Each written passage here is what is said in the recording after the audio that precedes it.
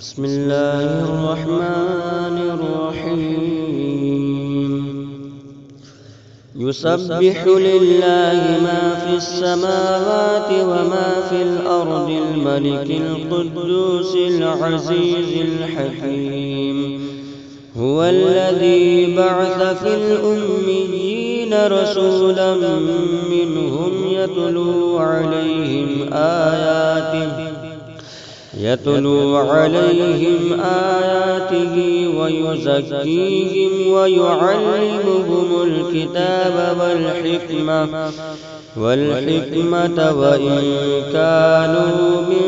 قبل لفي ضلال مبين وآخرين منهم لما يلحقوا بهم وهو العزيز الحكيم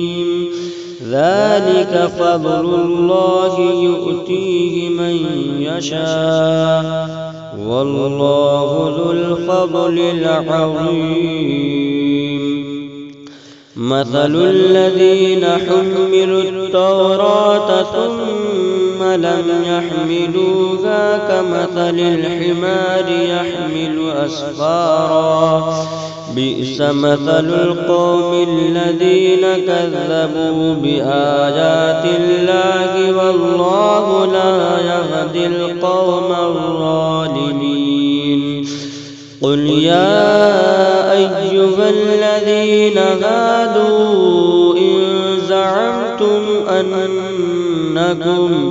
إن زعمتم أنكم أولياء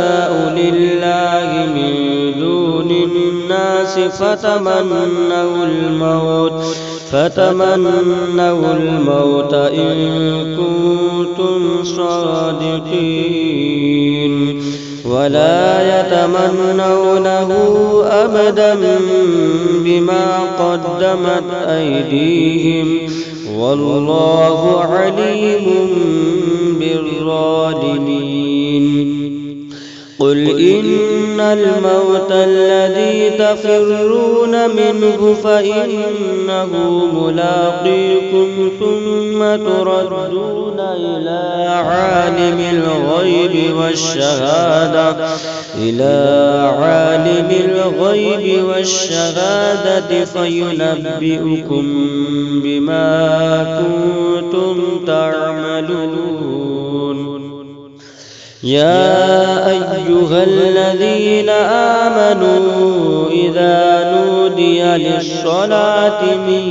يوم الجمعة فاسعوا إلى ذكر الله وذروا البيع ذلكم خير لكم إن كنتم تعلمون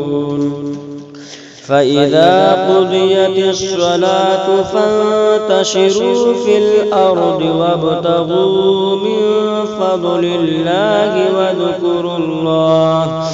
واذكروا الله كثيرا لعلكم تفلحون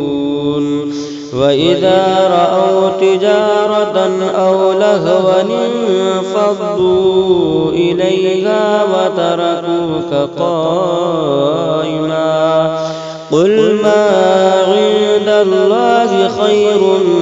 من اللهو ومن التجارة والله خير الرازقين